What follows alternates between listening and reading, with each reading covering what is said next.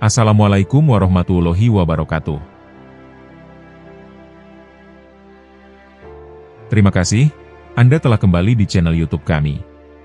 Saluran informasi yang mengkisahkan kisah-kisah Islami, serta kisah para ulama dan kekasih Allah. Kali ini, kami akan membahas tentang pesan makrifat Nabi Khidir kepada Nabi Musa alaihi salam. Siapakah sosok Nabi Khidir sebenarnya? Dan apa sajakah pesan-pesan penting yang beliau sampaikan kepada Nabi Musa? Untuk mengetahui jawabannya, simak video kami kali ini hingga akhir.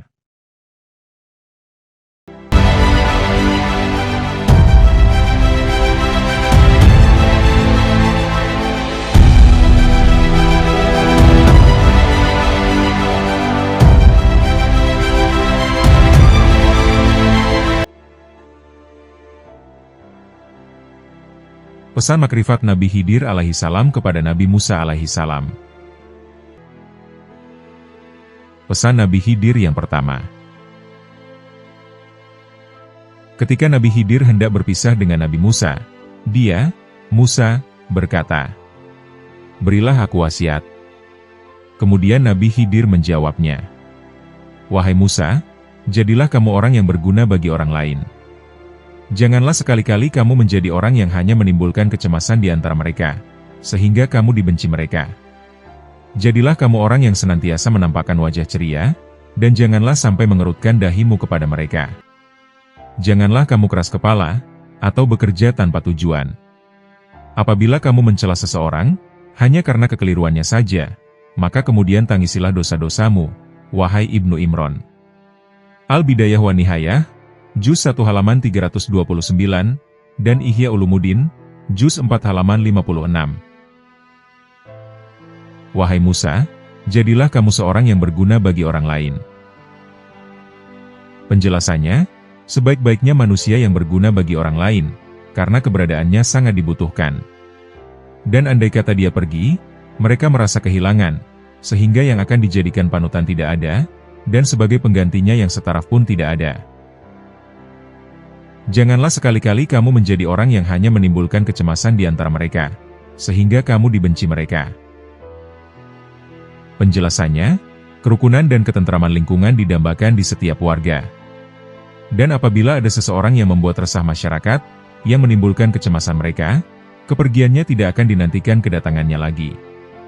Dengan kepergiannya, masyarakat merasa tentram, keberadaannya di setiap yang ditempati selalu dibenci dan bahkan diusir. Jadilah kamu orang yang senantiasa menampakkan wajah ceria, dan janganlah sampai mengerutkan dahimu kepada mereka. Penjelasannya, muka cemberut dan kusa menunjukkan wajah atau hati sedih, dan kurang senang pada keadaan. Terimalah apa adanya dengan senang hati. Jalani saja kehidupan ini dengan ketabahan dan sabar, walaupun pahit dirasa. Kejadian apapun yang kita alami, pasti Allah akan memberikan hikmah dan pelajaran di baliknya. Dengan demikian, kesedihan pun sirna dengan sendirinya, dan wajah kelihatan berseri-seri, serta tampaklah muka ceria. Janganlah kamu keras kepala, atau bekerja tanpa tujuan. Penjelasannya, keras kepala adalah sifat yang harus disingkirkan jauh-jauh, karena bisa mengalahkan sifat-sifat baik lainnya, kalau sifat keras kepala masih mendominasi pada diri, yang akibatnya dapat merugikan diri sendiri, bekerja pun tak terarah dan sia-sia. Apabila kamu mencela seseorang, hanya karena kekeliruannya saja, kemudian tangisi dosa-dosamu. Penjelasannya, menyalahkan orang lain atau mencela tidak diperbolehkan oleh Nabi Khidir, karena beliau berlandaskan firman Allah dalam surat Al-Insyiqaq ayat 19. Sesungguhnya kamu melalui tingkat demi tingkat dalam kejadiannya. Manusia diciptakan oleh Allah secara tingkat demi tingkat. Salah satunya tingkat pemahaman belum berubah atau berbeda, sebab yang dicela tingkat pemahamannya di bawah yang mencela. Logislah yang mencela atau menyalahkan tidak dibenarkan. Bagaimana bisa kelas 3 disalahkan oleh orang kelas 5? Seharusnya kelas 5 yang mengalah, dan harus tahu bahwa perbuatan itu kurang benar. Segeralah mohon ampun kepada Allah, dan jangan diulangi lagi. Pesan Nabi Khidir yang kedua. Diriwayatkan bahwa setelah Khidir mau meninggalkan Nabi Musa, Khidir, berpesan kepadanya, Wahai Musa, pelajarilah ilmu-ilmu kebenaran, agar kamu dapat mengerti apa yang belum kamu fahami, tetapi janganlah sampai kamu jadikan ilmu-ilmu hanya sebagai bahan omongan. Riwayat Ibnu Abi Hatim dan Ibnu Asakir. Penjelasannya, faham sesuatu ilmu bukan untuk modal berdebat. Menonjolkan sesuatu faham yang berseberangan, dan faham yang baru selesai dipelajarinya itu adalah yang paling benar, sehingga ia bangga atas golongannya itu, dan ia kemudian mengajak adu argumen, bahwa dialah yang paling benar sendiri. Ini tidak dibenarkan. Sebab, berdebat itu tidak diperbolehkan, sebagaimana surat Al-Baqarah ayat 139 berikut ini. Katakanlah, apakah kamu memperdebatkan dengan kami tentang Allah, padahal Dia adalah Tuhan kami dan Tuhan kamu, bagi kami amalan kami, bagi kamu amalan kamu, dan hanya kepadanya kami mengikhlaskan hati. Berseberangan faham yang sudah diyakini, tidaklah perlu diusik satu sama lain. Karena masing-masing sudah kokoh dalam keyakinannya, hanya saja ajakan orang-orang yang masih ngambang atau yang belum iman. Pesan Nabi Khidir yang ketiga. Wahai Musa, sesungguhnya orang yang selalu memberi nasihat itu tidak pernah merasa jemu seperti kejemuan orang-orang yang mendengarkan. Penjelasannya, memberi nasihat kepada orang lain, janganlah mengharapkan sesuatu imbalan apapun, kecuali ridho Allah dan tugas menyampaikan. Tugas menyampaikan dan mensiarkan agama Allah, itu adalah tugas setiap umat muslim, sebagaimana firman Allah dalam surat Al-Hajj ayat 32, yang mengatakan, demikianlah perintah Allah. Dan barang siapa mengagungkan syiar-syiar Allah, maka sesungguhnya itu timbul dari ketakwaan hati. Dan kita sendiri jangan merasa bosan-bosan untuk mendengarkan para penceramah, sebab itu termasuk thalabul ilmi yang diwajibkan pada setiap muslim, walaupun ilmunya sudah banyak. Maka janganlah kamu berlama-lama dalam menasehati kaummu. Penjelasannya, berilah nasihat singkat, padat, berisi, dan yang penting tidak membosankan. Dan ketahuilah, bahwa hatimu itu ibarat sebuah bejana yang harus kamu rawat, dan harus dipelihara dari hal-hal yang bisa memecahkannya. Penjelasannya, iman di dalam hati belum tentu sudah kokoh tanpa jaga, dirawat, dan dipelihara, karena lapisan luar hati masih dipenuhi oleh hawa nafsu, yang selalu mengajak ke arah perbuatan yang kurang baik. Maka dari itu, waspadalah dalam menjaga hati, jangan sampai hati terpengaruh dari hasutan syaitan, yang cara penyusupan penyerangannya lewat hawa nafsu. Begitu hati sudah terkena pengaruh hawa nafsu, maka pecahlah hati ini. Dan berhati-hatilah dalam menjaganya. Kurangilah usaha-usaha duniawimu, dan buanglah jauh-jauh di belakangmu, karena dunia ini bukanlah alam yang akan kamu tempati selamanya. Penjelasannya, dunia yang kita tempati ini tidaklah selamanya kita tempati, dan setelah selesai hidup kita pun pindah di alam lain, maka kumpulkan amal kebajikan untuk modal menuai di akhirat nanti. Jangan buang-buang tempo, tanamlah amalmu untuk menggapai kebahagiaan di alam akhirat.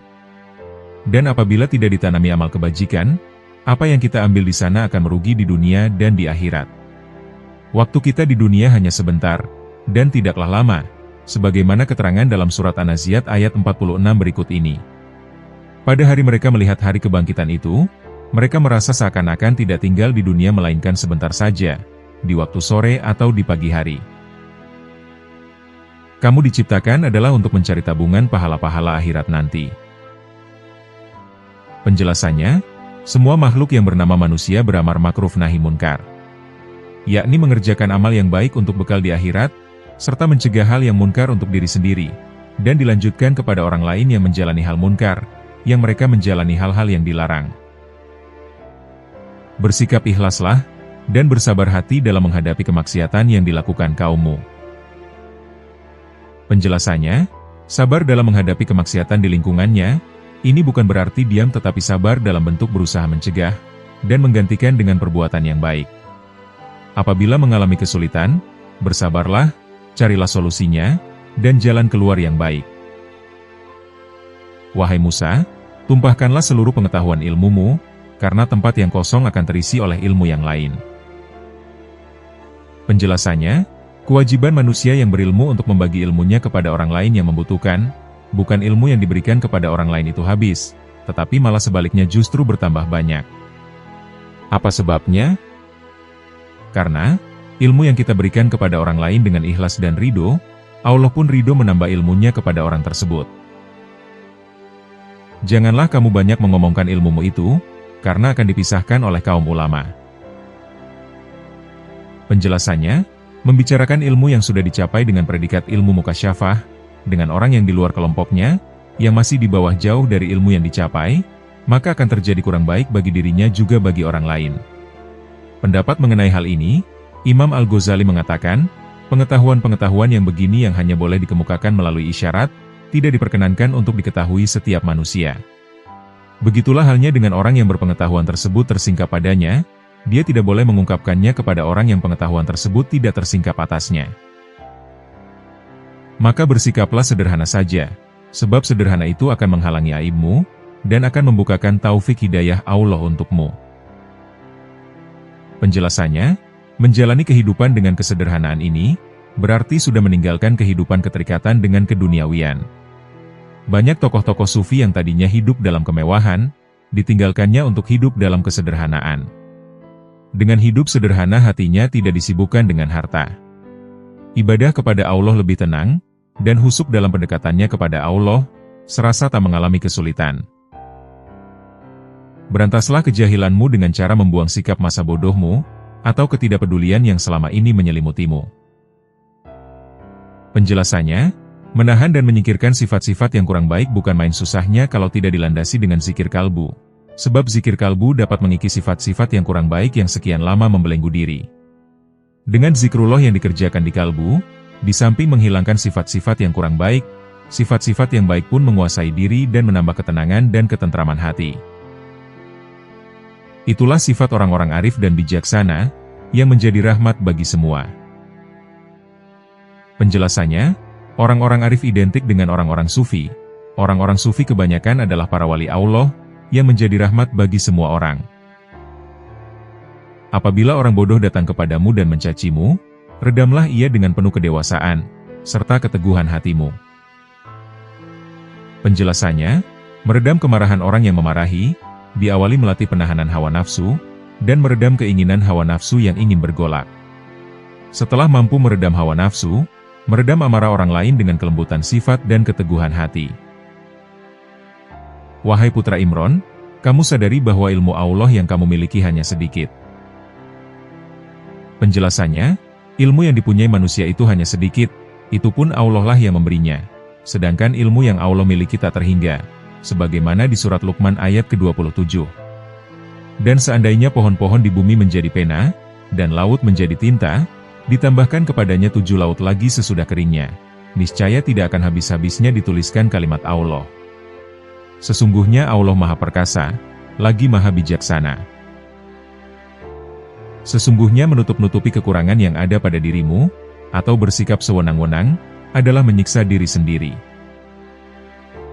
Penjelasannya, menutupi kekurangan diri sendiri, juga sama dengan menutup diri yang tidak mau menerima dari luar diri.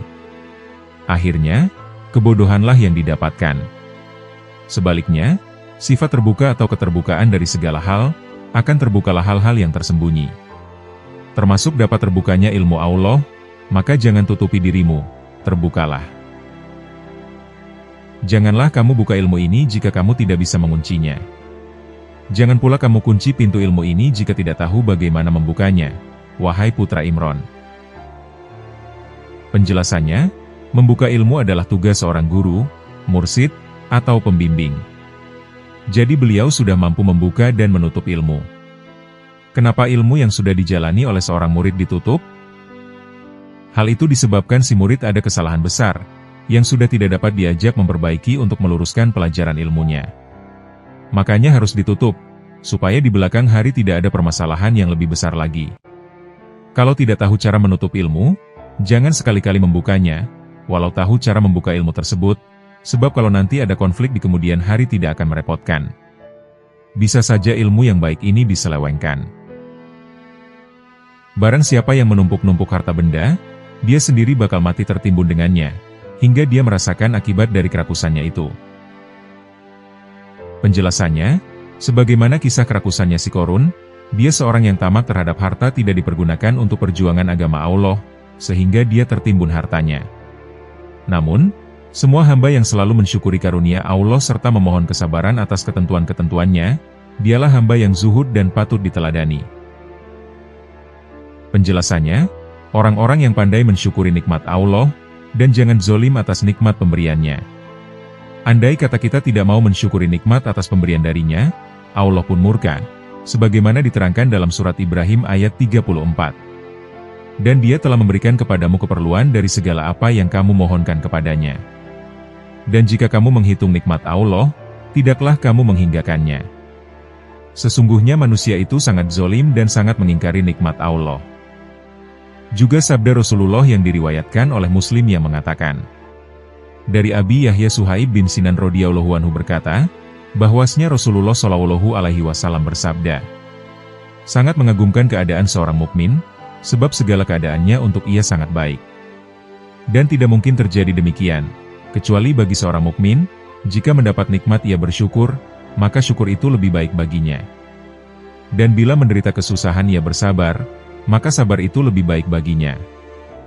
Dengan meninggikan sifat sabar, serta mau menerima ketentuan-ketentuan yang baik, bersyukur atas nikmat darinya, dan menerima ketentuan yang jelek diterimanya dengan ikhlas, yang didasari dengan kesabaran, dan memohon pertolongannya. Bukankah orang yang seperti itu mampu mengalahkan nafsu syahwatnya, dan dapat memerangi bujuk rayu syaitan? Penjelasannya, syaitan membujuk manusia sejak Nabi Adam alaihi salam diciptakan di surga. Dia iri dengan Nabi Adam, karena Nabi Adam diciptakan lebih sempurna dari dia. Bahkan dia, iblis, disuruh bersujud kepada Nabi Adam tidak mau. Sebab menurut dia lebih dahulu dan lebih tinggi dari Nabi Adam alaihi salam, karena dia tercipta dari api. Dengan tidak maunya iblis bersujud kepada Nabi Adam, diusirlah dia oleh Allah dari surga, dan disuruh menempati neraka selamanya. Iblis mau menerima itu, tapi dia masih meminta tangguh, dan dalam penangguhan itu meminta lagi untuk menggoda anak cucu Nabi Adam alaihi salam. Dan hanya kepada orang yang ikhlaslah, yang iblis tidak dapat menggodanya, sebagaimana firman Allah di surat Al-Hijr ayat 30 hingga 42 sebagai berikut. Maka bersujudlah para malaikat itu semuanya bersama-sama. Kecuali iblis, ia enggan ikut bersama-sama malaikat yang bersujud itu. Allah berfirman, wahai iblis, apa sebabnya kamu tidak ikut bersujud bersama-sama mereka yang bersujud itu? Berkata iblis, aku sekali-kali akan sujud kepada manusia yang engkau telah menciptakan dari tanah liat kering, yang berasal dari lumpur hitam yang diberi bentuk. Allah berfirman, keluarlah dari surga, karena sesungguhnya kamu terkutuk. Dan sesungguhnya kutukan itu tetap menimpamu sampai hari kiamat. Berkata iblis, ya Tuhanku, kalau begitu, maka beri tangguhlah kepadaku, sampai hari manusia dibangkitkan. Allah berfirman, kalau begitu, maka sesungguhnya kamu termasuk orang-orang yang diberi tangguh. Sampai hari waktu yang telah ditentukan. Iblis berkata, ya Tuhanku, oleh sebab engkau telah memutuskan bahwa aku sesat, pasti aku akan menjadikan mereka memandang baik perbuatan maksiat di muka bumi, dan pasti aku akan menyesatkan mereka. Kecuali hamba-hamba engkau yang mukhlis di antara mereka. Allah berfirman, inilah jalan yang lurus, kewajiban akulah menjaganya. Sesungguhnya hamba-hambaku tidak ada kuasa kekuasaan bagimu terhadap mereka, kecuali orang-orang yang mengikuti kamu, yaitu orang-orang yang sesat. Dan dia pula orang yang mengetam buah dari ilmu yang selama ini dicarinya. Penjelasannya, sebagaimana sabda Rasulullah shallallahu alaihi wasallam. Dari Abu Darda radhiyallahu mengatakan, barang siapa yang melalui suatu jalan untuk menuntut ilmu Allah akan memudahkan baginya jalan ke surga. Dan para malaikat selalu meletakkan sayapnya untuk menaungi orang-orang yang menuntut ilmu, karena senang dengan apa yang mereka lakukan. Dan bagi orang-orang yang alim, dimintakan ampun untuknya oleh penduduk langit dan bumi, serta oleh ikan-ikan yang ada di air. Dan keutamaan orang alim terhadap ahli ibadah yang tidak memiliki ilmu, adalah bagaikan kelebihan sinar bulan atas bintang-bintang lainnya. Dan sesungguhnya ulama adalah pewaris para nabi, dan sesungguhnya para nabi tidak mewariskan dinar dan dirham kekayaan dunia, akan tetapi mereka mewariskan ilmu. Maka barang siapa yang mengambil ilmu itu, berarti ia telah mengambil bagian yang sempurna. Hadis riwayat Daud dan Tirmidzi. Segala amal kebajikannya akan dibalas dengan pahala di akhirat. Penjelasannya, sekecil apapun amal kebajikan yang kita kerjakan di dunia, maka Allah akan membalasnya. Karena di dunia ini kita diwajibkan menanam amal sebanyak-banyaknya. Sebagaimana surat Az-Zalzalah ayat 7 yang berbunyi, barang siapa yang mengerjakan kebaikan seberat zarrah pun, niscaya dia akan melihat balasannya. Sedangkan kehidupan dunianya, ia akan tentram di tengah-tengah masyarakat yang merasakan jasanya. Penjelasannya, jasa seorang pahlawan dikenang sepanjang masa oleh rakyat. Jasa-jasa yang diberikan oleh pahlawan, manfaatnya dapat dirasakan banyak masyarakat di masa depan. Wahai Musa, pelajarilah olehmu ilmu-ilmu pengetahuan, agar kamu dapat mengetahui segala yang belum kamu ketahui, misalnya masalah-masalah yang tidak bisa diomongkan, atau dijadikan bahan pembicaraan saja. Penjelasannya, ilmu yang tidak bisa diomongkan itu ada beberapa macam, antara lain penyampaiannya memakai bahasa isyarat, bahasa gerak, bahasa perlambang, bahasa kias, dan bahasa simbolis. Ada juga yang memakai bahasa kalbu, ada lagi cara penyampaiannya lewat mimpi, dan yang setengah sadar. Menerima pelajaran seperti itu semua memang tidak bisa diomongkan kepada orang yang belum bisa memahaminya.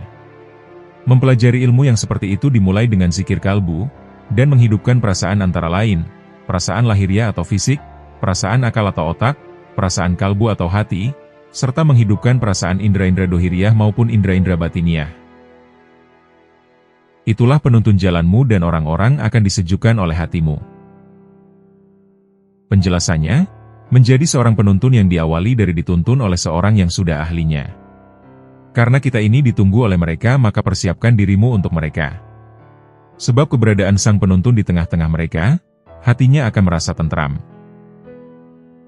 Wahai Musa putra Imron, jadikanlah pakaianmu bersumber dari zikir dan fakir serta perbanyaklah amal kebajikan. Penjelasannya, pakaian takwa adalah yang paling baik untuk dipakai, zikir adalah sarana pokok dalam kekokohan takwa, dan buahnya zikir itu bertafakur. Ketafakuran menghasilkan perenungan, yang diamalkan dalam keseharian berbakti kepada Allah Subhanahu wa Ta'ala. Suatu hari, kamu tidak dapat mengelak dari kesalahan, maka pintalah ridho Allah dengan berbuat kebajikan, karena pada saat-saat tertentu akalmu pasti melanggar larangannya. Penjelasannya, ketentuan Allah apapun adanya, manusia tidak dapat mengelak, apakah benar ataupun salah, walau anggapan kita benar, tetapi ketentuannya lah yang paling benar. Sebagaimana misal Nabi Adam alaihi salam, yang sudah diperingatkan oleh Allah, bahwa dia berdua dilarang mendekati pohon huldi. Tetapi apa yang terjadi? Nabi Adam dan istrinya memakan buah huldi atas bujuk rayu iblis, yang pada akhirnya Nabi Adam dan istrinya menjalankan kesalahan karena melanggar larangan Allah. Maka pintalah ridho kepadanya dengan berbuat kebajikan untuk menebus kesalahan yang dilanggarnya. Dengan demikian, Allah akan mengampuni segala dosa yang diperbuat, dan diberi petunjuk untuk langkah berikutnya. Kenapa Nabi Khidir memperingatkan dengan nada kontroversi, di sisi lain disuruh menjalankan kebaikan, suatu sisi memvonis kesalahan harus terjadi, ironisnya akal masih melanggar larangannya. Sampai kapanpun akal manusia tak akan mampu mencapai kehendak Allah. Akal manusia kalau sudah di tahapan ini jangan digunakan, yang dipakai adalah akal kalbu, bahkan kalau masih sulit diredam saja, sehingga yang muncul adalah kehendaknya sesuai dengan Nabi Khidir. Apa yang diperbuat bukanlah keinginannya tetapi sudah menjadi kehendak Allah. Sebab apabila masih dalam pemikiran akal atau otak manusia, sesuatu yang menjadi rahasianya tidak akan ditampakkan. Tampaknya rahasia Allah atas tersingkapnya hijab-hijab yang selalu menyelimuti dalam penglihatan kalbu. 26. Sekarang telah kupenuhi kehendakmu untuk memberi pesan-pesan kepadamu. 27. Omonganku ini tidak akan sia-sia, apabila kamu mau menurutinya. Setelah memberikan nasihat-nasihatnya, Nabi Khidir lalu meninggalkan Nabi Musa yang duduk termenung dalam tangis kesedihan. Nasihat Nabi Khidir ini dikutip dari buku Kisah Khidir dan 9 Tokoh Sufi oleh Abu Khalid M.A. Andai kata kita baca sekali lagi pesan-pesan Nabi Khidir, akan ditujukan kepada diri kita sendiri apa yang kita rasakan, dan apa yang kita lakukan terhadap pesan-pesan itu.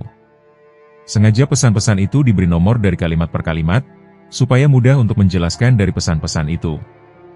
Untuk dapat melaksanakan pesan-pesan Nabi Khidir alaihi salam ini, membutuhkan waktu dan penelaahan yang serius, serta memakai kacamata batin yang paling dalam, serta pemahaman yang tersendiri.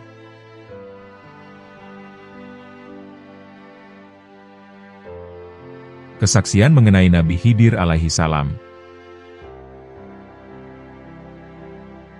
Nabi Khidir alaihi salam terkenal dengan sosok misterius. Walaupun para ahli agama Islam di dunia, mereka masih ada yang meragukan mengenai Nabi Khidir alaihi salam.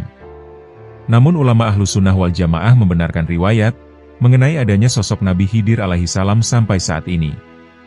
Dalam bahasa Arab, Khidir berarti hijau, atau yang menghijaukan. Dinamakan Khidir, karena di mana dia berada, maka tempat di sekitarnya menjadi hijau. Ibnu Asakir dari Mujahid. Dan apabila Khidir duduk di atas jerami yang sudah kering, maka jerami itu akan berubah menjadi hijau kembali. Hadis riwayat Imam Bukhari. Khidir adalah nama seorang anak cucu Adam alaihi salam yang taat beribadah kepada Allah Subhanahu wa Ta'ala dan ditangguhkan ajalnya. Riwayat Ibnu Abbas. Dalam konteks Islam, Khidir adalah gelar atau julukan yang diberikan kepada salah seorang nabi, yang kisahnya diceritakan dalam surat Al-Kahfi.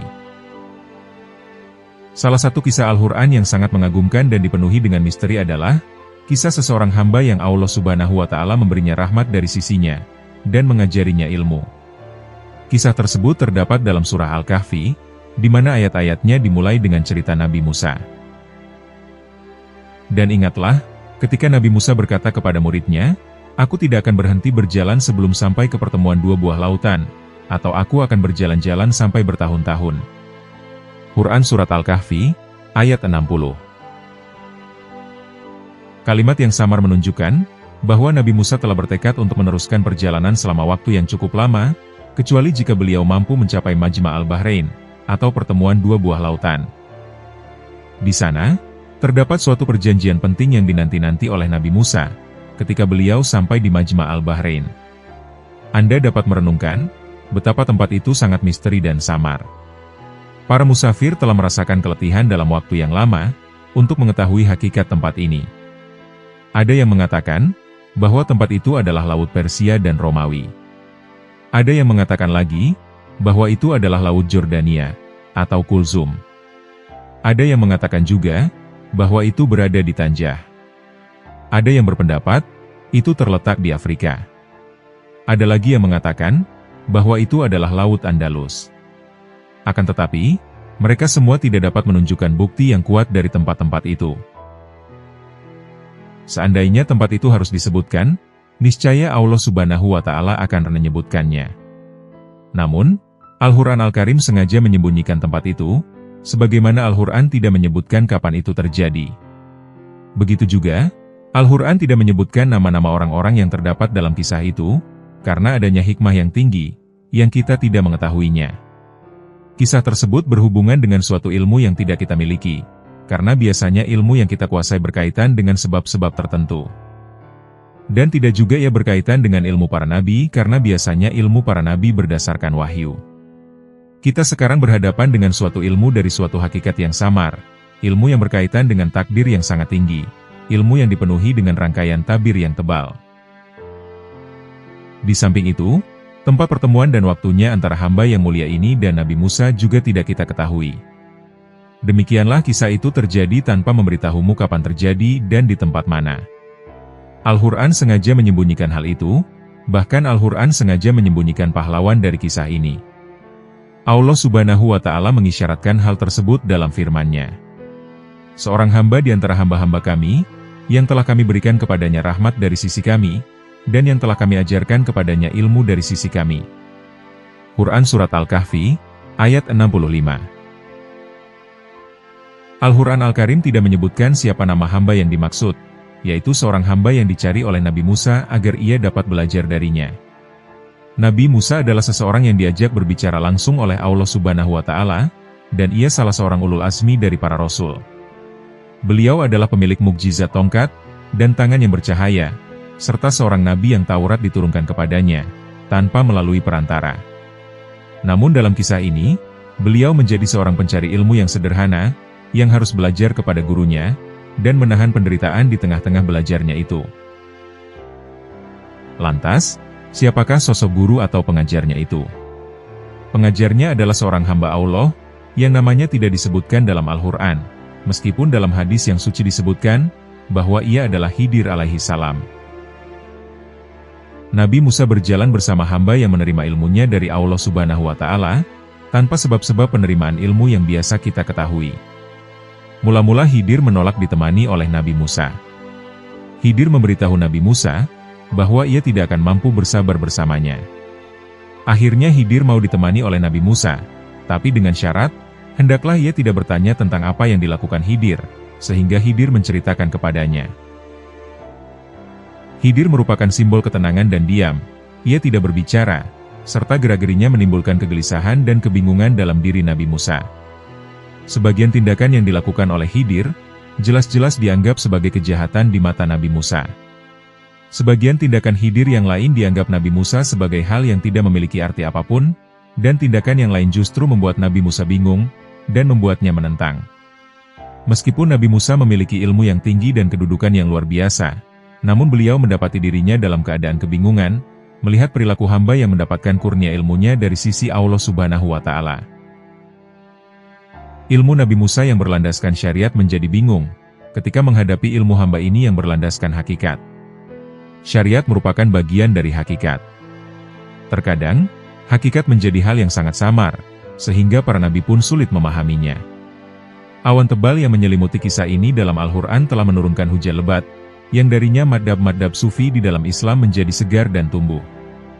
Bahkan terdapat keyakinan yang menyatakan, adanya hamba-hamba Allah Subhanahu wa Ta'ala yang bukan termasuk nabi dan syuhada, namun para nabi dan para syuhada cemburu dengan ilmu mereka. Keyakinan demikian ini timbul karena pengaruh kisah ini. Para ulama berbeda pendapat berkenaan dengan sosok Nabi Khidir. Sebagian mereka mengatakan, bahwa ia seorang wali dari wali-wali Allah Subhanahu wa Ta'ala. Sebagian lagi mengatakan, bahwa ia adalah seorang nabinya Allah. Terdapat banyak cerita simpang siur tentang kehidupan Khidir, dan bagaimana keadaannya. Ada juga yang mengatakan, bahwa ia akan hidup sampai hari kiamat. Ada juga yang berpendapat bahwa beliau meninggal, sebagaimana meninggalnya hamba-hamba Allah Subhanahu wa Ta'ala yang lain. Yang jelas, kisah Khidir tidak dapat dijabarkan melalui nas-nas atau hadis-hadis yang dapat dipegang, atau yang bersifat otentik. Sekarang, kita tinggal membahas kewaliannya dan kenabiannya. Tentu hal ini termasuk masalah yang sangat rumit atau membingungkan. Pada kesempatan kali ini, kami akan menyampaikan kisahnya mulai dari awal kehidupan beliau, sebagaimana yang dikemukakan dalam Al-Quran. Teguran Allah kepada Nabi Musa. Nabi Musa alaihissalam berbicara di tengah-tengah Bani Israel. Ia mengajak mereka untuk menyembah Allah Subhanahu wa Ta'ala, dan menceritakan kepada mereka tentang kebenaran. Pembicaraan Nabi Musa sangat komprehensif dan tepat. Setelah beliau menyampaikan pembicaraannya, salah seorang Bani Israel bertanya, "Apakah ada di muka bumi seseorang yang lebih alim darimu wahai Nabi Allah?" Dengan nada emosi, Nabi Musa lalu menjawab, "Tidak ada."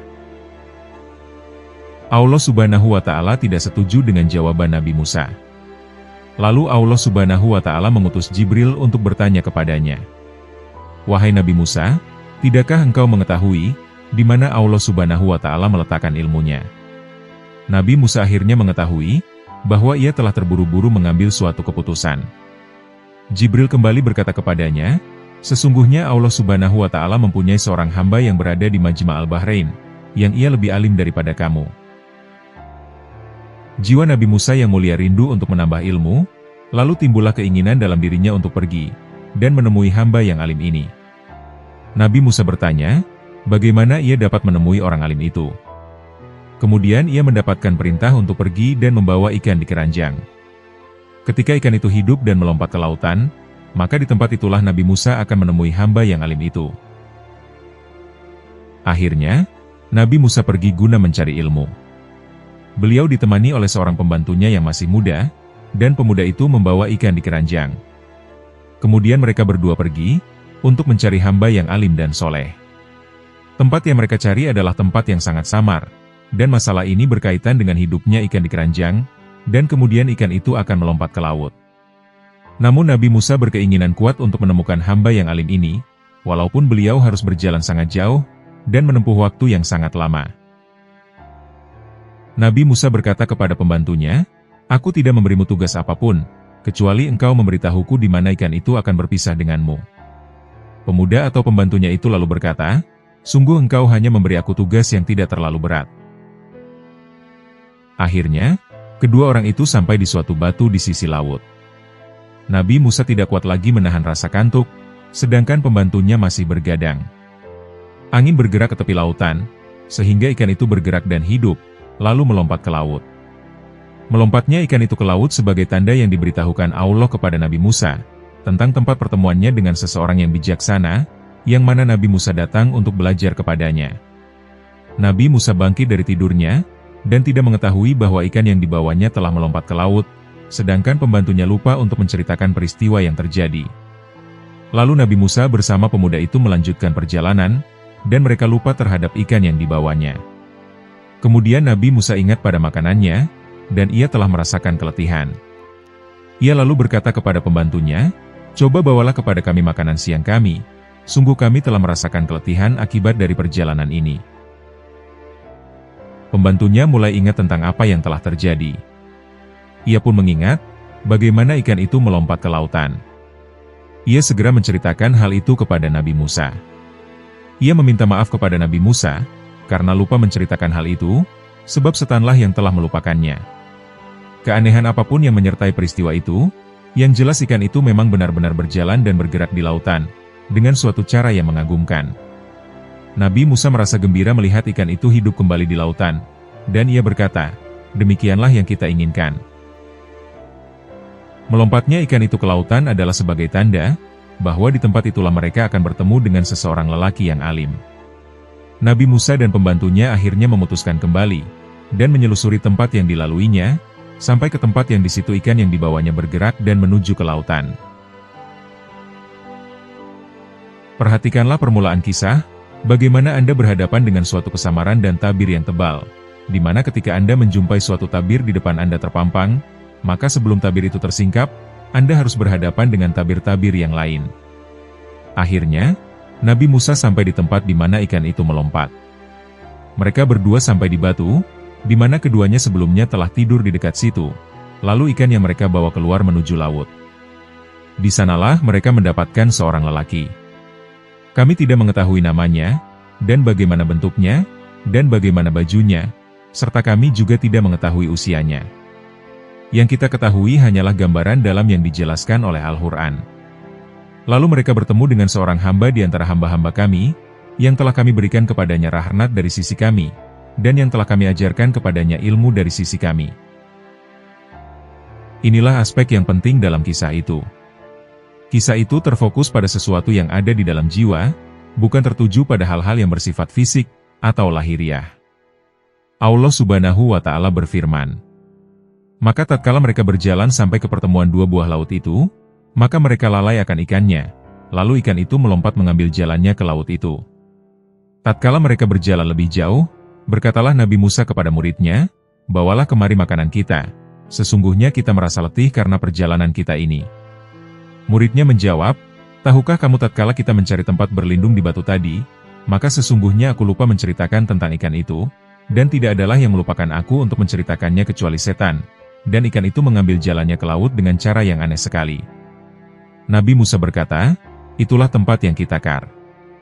Lalu keduanya kembali, mengikuti jejak mereka semula.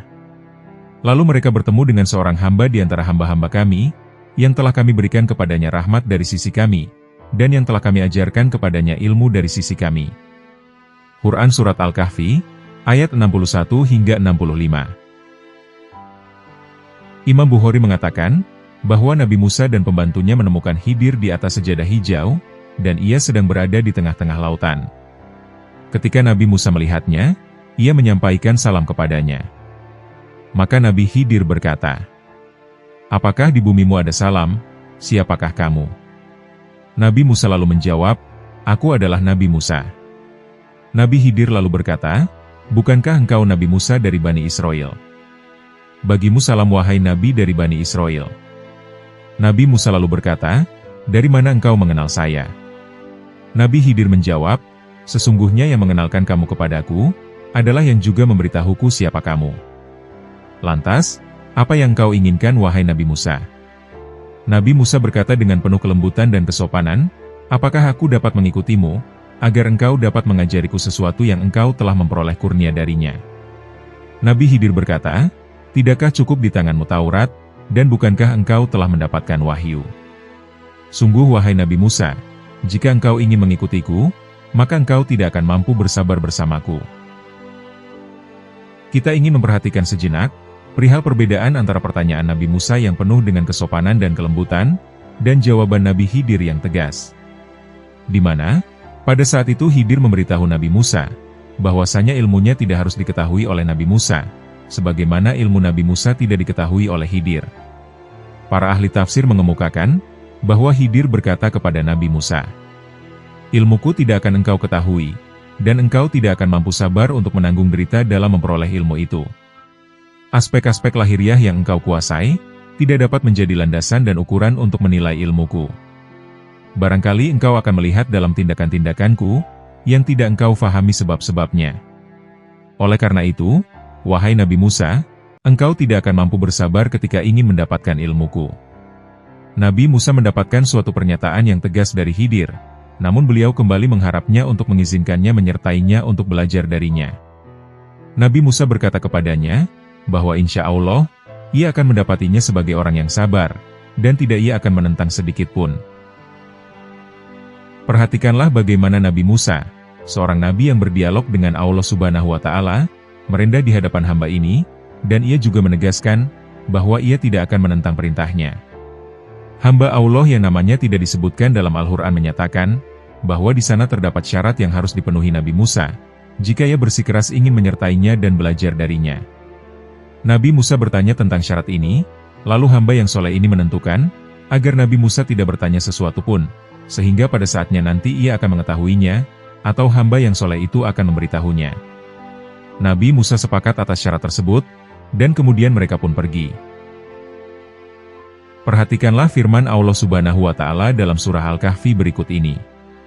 Nabi Musa berkata kepadanya, "Bolehkah aku mengikutimu, supaya kamu mengajarkan kepadaku ilmu yang benar, di antara ilmu-ilmu yang telah diajarkan kepadamu?"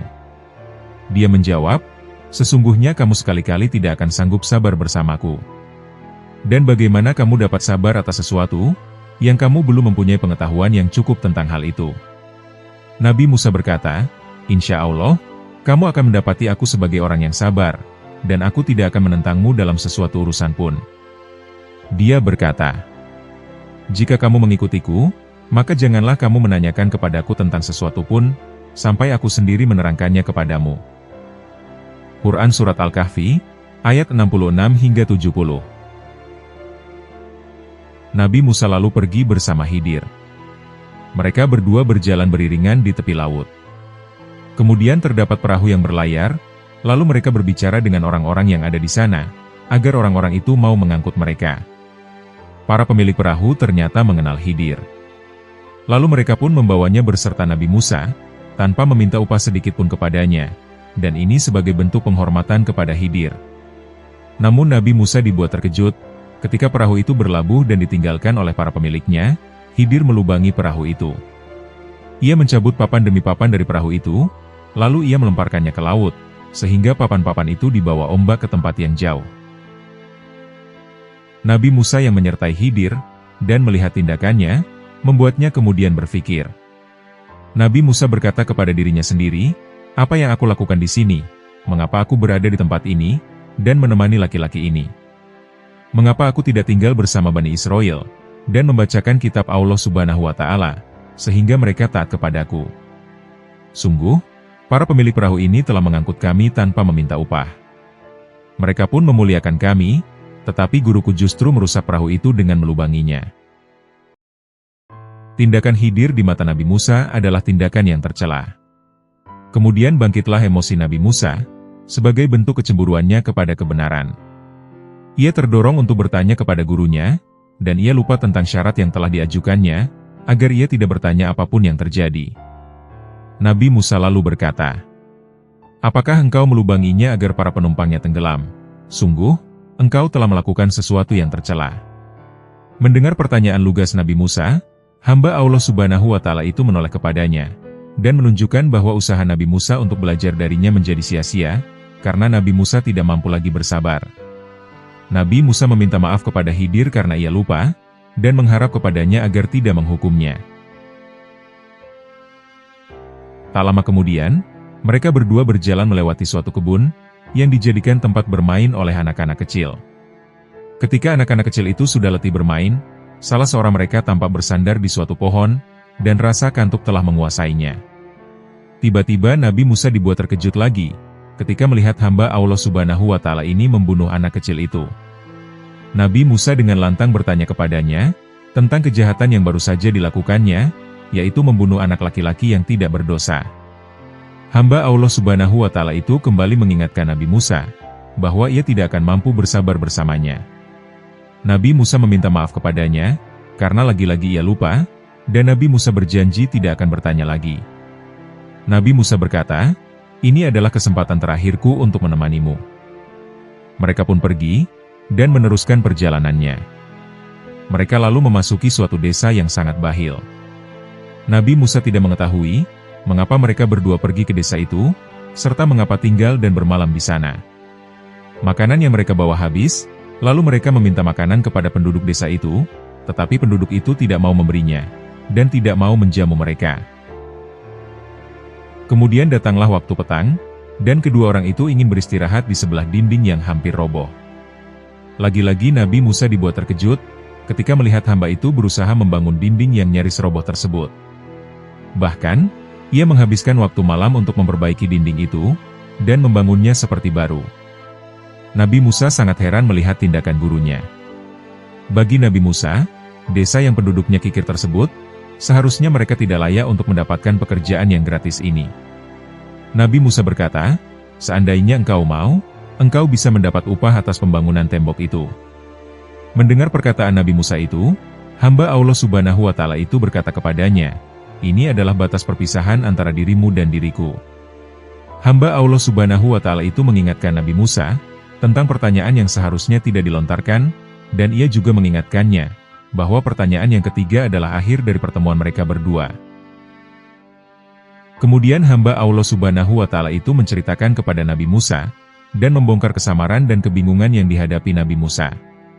Setiap tindakan hamba yang soleh itu, yang membuat Nabi Musa kebingungan, bukanlah hasil dari rekayasanya atau dari inisiatif sendiri.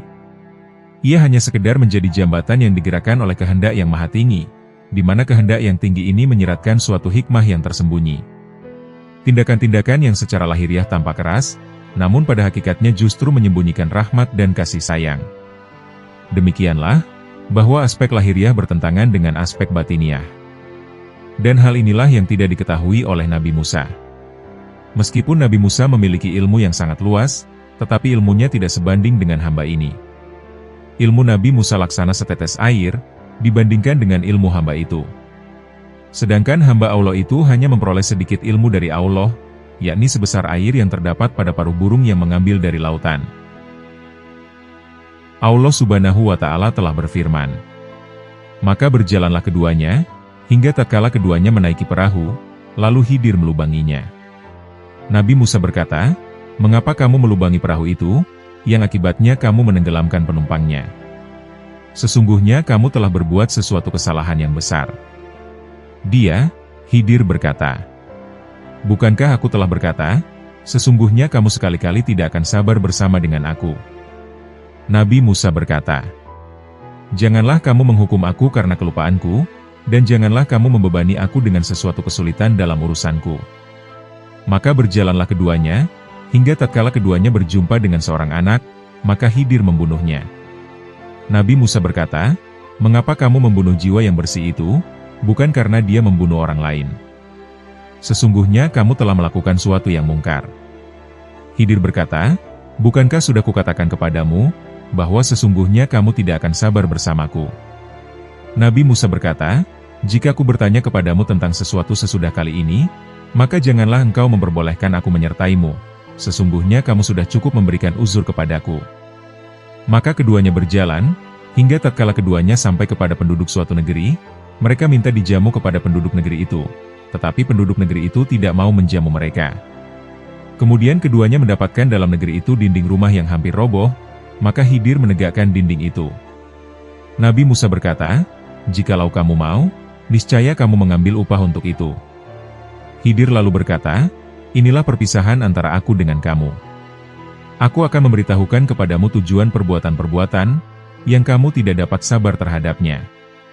Adapun bahtera itu adalah kepunyaan orang-orang miskin yang bekerja di laut. Adapun tujuan aku merusakkan bahtera itu, karena di hadapan mereka ada seorang raja yang akan merampas tiap-tiap bahtera. Dan adapun anak itu, maka kedua orang tuanya adalah orang-orang mukmin. Dan kami khawatir bahwa dia akan mendorong orang tuanya itu kepada kesesatan dan kekafiran. Dan kami menghendaki supaya Tuhan mereka mengganti bagi mereka dengan anak yang lebih baik kesuciannya dari anaknya itu, dan lebih dalam dari kasih sayangnya kepada ibu dan ayahnya. Adapun dinding rumah itu adalah kepunyaan anak yatim di kota itu, dan di bawahnya ada harta benda simpanan bagi mereka berdua, sedangkan ayahnya adalah seseorang yang soleh. Maka Tuhanmu menghendaki supaya mereka sampai kepada kedewasaannya, dan mengeluarkan simpanannya itu, sebagai rahmat dari Tuhanmu, dan bukanlah aku melakukannya itu menurut kemauanku sendiri. Demikian itu adalah tujuan perbuatan-perbuatan yang kamu tidak dapat sabar terhadapnya." Quran Surat Al-Kahfi, ayat 71 hingga 82. Hamba soleh itu menyingkapkan dua hal pada Nabi Musa. Ia memberitahunya bahwa ilmunya, yakni ilmu Nabi Musa sangat terbatas, kemudian ia memberitahunya bahwa banyak dari musibah yang terjadi di bumi, justru di balik itu terdapat rahmat yang besar. Pemilik perahu itu akan menganggap bahwa usaha melubangi perahu mereka merupakan suatu bencana bagi mereka, tetapi sebenarnya di balik itu terdapat kenikmatan, yaitu kenikmatan yang tidak dapat diketahui, kecuali setelah terjadinya peperangan, di mana raja akan memerintahkan untuk merampas perahu-perahu yang ada. Lalu raja itu akan membiarkan perahu-perahu yang rusak, dan mereka tidak akan mengambilnya. Dengan demikian, sumber rezeki keluarga-keluarga mereka akan tetap terjaga, dan mereka tidak akan mati kelaparan. Demikian juga orang tua anak kecil yang terbunuh itu. Ia akan menganggap bahwa terbunuhnya anak kecil itu sebagai musibah, namun kematiannya justru membawa rahmat yang besar bagi mereka, karena Allah Subhanahu wa Ta'ala akan memberi mereka sebagai ganti darinya anak yang baik, yang dapat menjaga mereka, dan melindungi mereka pada saat mereka menginjak masa tua. Dan mereka juga tidak akan menampakkan kelaliman dan kekufuran, seperti anak yang telah terbunuh. Demikianlah, bahwa nikmat terkadang membawa sesuatu bencana, dan sebaliknya, suatu bencana terkadang membawa nikmat. Banyak hal yang lahirnya baik, ternyata justru di balik itu terdapat keburukan. Mula-mula Nabi Allah, Nabi Musa, beliau menentang dan mempersoalkan tindakan hamba Allah Subhanahu wa Ta'ala tersebut. Kemudian ia pun menjadi mengerti, ketika hamba Allah Subhanahu wa Ta'ala itu menyingkapkan kepadanya maksud dari tindakannya, dan rahmat Allah Subhanahu wa Ta'ala yang besar dan yang tersembunyi dari peristiwa-peristiwa yang terjadi. Selanjutnya, Nabi Musa kembali menemui pembantunya, dan menemaninya untuk kembali ke Bani Israel. Sekarang, Nabi Musa mendapatkan keyakinan yang luar biasa. Nabi Musa telah belajar dari mereka dua hal, yaitu ia tidak merasa bangga dengan ilmunya dalam syariat, karena di sana terdapat ilmu hakikat.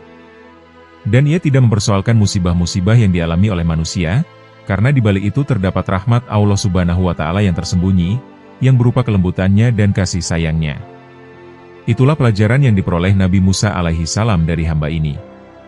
Nabi Musa mengetahui bahwa ia berhadapan dengan lautan ilmu yang baru, di mana ia bukanlah lautan syariat yang diminum oleh para nabi. Kita berhadapan dengan lautan hakikat, di hadapan ilmu takdir yang tertinggi, ilmu yang tidak dapat kita jangkau dengan akal kita sebagai manusia biasa, atau yang dapat kita cerna dengan logika biasa.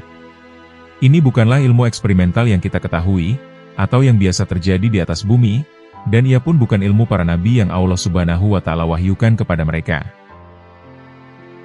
Kita sekarang sedang membahas ilmu yang baru. Lantas, siapakah pemilik ilmu ini? Apakah ia seorang wali atau seorang nabi? Mayoritas kaum sufi berpendapat bahwa hamba Allah Subhanahu wa Ta'ala ini dari wali-wali Allah Subhanahu wa Ta'ala. Allah Subhanahu wa Ta'ala telah memberinya sebagian ilmu laduni kepadanya, tanpa sebab-sebab tertentu. Namun sebagian ulama lainnya berpendapat bahwa hamba soleh ini adalah seorang nabi. Untuk mendukung pernyataan ulama-ulama tersebut, mereka menyampaikan beberapa argumentasi melalui ayat Al-Quran yang menunjukkan kenabiannya. Yang pertama, firman-Nya. Lalu mereka bertemu dengan seorang hamba di antara hamba-hamba kami, yang telah kami berikan kepadanya rahmat dari sisi kami, dan yang telah kami ajarkan kepadanya ilmu dari sisi kami. Yang kedua, perkataan Nabi Musa kepadanya. Nabi Musa berkata kepadanya, "Bolehkah aku mengikutimu, supaya kamu mengajarkan kepadaku ilmu yang benar, di antara ilmu-ilmu yang telah diajarkan kepadamu?" Dia menjawab, "Sesungguhnya kamu sekali-kali tidak akan sanggup sabar bersamaku. Dan bagaimana kamu dapat sabar atas sesuatu, yang kamu belum mempunyai pengetahuan yang cukup tentang hal itu?" Nabi Musa berkata, "Nyasya Allah, kamu akan mendapati aku sebagai orang yang sabar, dan aku tidak akan menentangmu dalam sesuatu urusan pun." Dia berkata, "Jika kamu mengikutiku, maka janganlah kamu menanyakan kepadaku tentang sesuatu pun, sampai aku sendiri menerangkannya kepadamu." Quran Surat Al-Kahfi, ayat 66 hingga 70. Seandainya ia seorang wali dan bukan seorang nabi, maka Nabi Musa tidak akan berdialog, atau berbicara dengannya dengan cara yang demikian, dan ia tidak akan menjawab kepada Nabi Musa dengan jawaban yang demikian. Bila ia bukan seorang nabi, maka berarti ia tidak maksum, sehingga Nabi Musa tidak harus memperoleh ilmu dari seseorang wali yang tidak maksum. Yang ketiga, Khidir menunjukkan keberaniannya untuk membunuh anak kecil itu, melalui wahyu dari Allah Subhanahu wa Ta'ala, dan perintah darinya. Ini adalah dalil tersendiri, yang menunjukkan kenabiannya, dan bukti kuat yang menunjukkan kemaksumannya. Sebab, seorang wali tidak boleh membunuh jiwa yang tidak berdosa, dengan hanya berdasarkan kepada keyakinannya dan hatinya. Boleh jadi, apa yang terlintas dalam hatinya tidak selalu maksum, karena terkadang ia membuat kesalahan. Jadi, keberanian Khidir untuk membunuh anak kecil itu sebagai bukti dari kenabiannya. Yang keempat, perkataan Khidir kepada Nabi Musa. "Sebagai rahmat dari Tuhanmu, dan bukanlah aku melakukannya itu menurut kemauanku sendiri." Quran Surat Al-Kahfi, ayat 82. Yakni, apa yang aku lakukan bukan dari doronganku sendiri, namun ia merupakan perintah dari Allah Subhanahu wa Ta'ala, dan wahyu darinya. Demikianlah pendapat para ulama dan para ahli zuhud. Para ulama berpendapat bahwa Khidir adalah seorang nabi, sedangkan para ahli zuhud dan para tokoh sufi berpendapat bahwa Khidir adalah seorang wali dari wali-wali Allah Subhanahu wa Ta'ala. Salah satu pernyataan Khidir yang sering dikemukakan oleh tokoh sufi adalah perkataan dari Wahab bin Munabeh, bahwasanya Khidir berkata, "Wahai Nabi Musa, manusia akan disiksa di dunia, sesuai dengan kadar kecintaan mereka, atau kecenderungan mereka terhadap dunia." Sedangkan Bishr bin Haris Al-Hafi berkata, Nabi Musa berkata kepada Khidir, "Berilah aku nasihat." Khidir menjawab, "Mudah-mudahan Allah Subhanahu wa Ta'ala memudahkan kamu untuk taat kepadanya." Para ulama dan para ahli zuhud berselisih pendapat tentang Khidir, dan setiap mereka mengklaim kebenaran pendapatnya. Perbedaan pendapat ini berujung pangkal kepada anggapan para ulama, bahwa mereka adalah sebagai pewaris para nabi, sedangkan kaum sufi menganggap diri mereka sebagai ahli hakikat, yang mana salah satu tokoh terkemuka dari ahli hakikat itu adalah Khidir. Kami sendiri cenderung untuk menganggap Khidir sebagai seorang nabi, karena beliau menerima ilmu laduni. Yang jelas, kita tidak mendapati nas yang jelas dalam konteks Al-Quran, yang menunjukkan kenabiannya. Dan kita juga tidak menemukan nas yang gamblang, yang dapat kita jadikan sandaran untuk menganggapnya sebagai seorang wali, yang telah diberi oleh Allah Subhanahu wa Ta'ala sebagian ilmu laduni. Barangkali kesamaran seputar pribadi yang mulia ini memang disengaja, agar orang yang mengikuti kisah tersebut mendapatkan tujuan utama dari inti cerita. Hendaklah kita berada di batas yang benar, dan tidak terlalu jauh mempersoalkan kenabiannya, atau kewaliannya. Yang jelas, ketika kami memasukkannya dalam jajaran para nabi, karena ia adalah seorang guru dari Nabi Musa, dan seorang ustadz baginya dalam beberapa waktu. Demikianlah pembahasan kami mengenai pesan-pesan dari Nabi Khidir alaihi salam. Semoga Allah Subhanahu wa Ta'ala mengumpulkan kita dengan para kekasihnya, di dunia maupun akhirat. Semoga kita dapat meneladani kepribadian akhlak para kekasih Allah, serta mengambil hikmah dari kisah-kisahnya. Dan semoga dengan apa yang telah kami sampaikan, dapat menambah ketakwaan kita kepada Allah Subhanahu wa Ta'ala.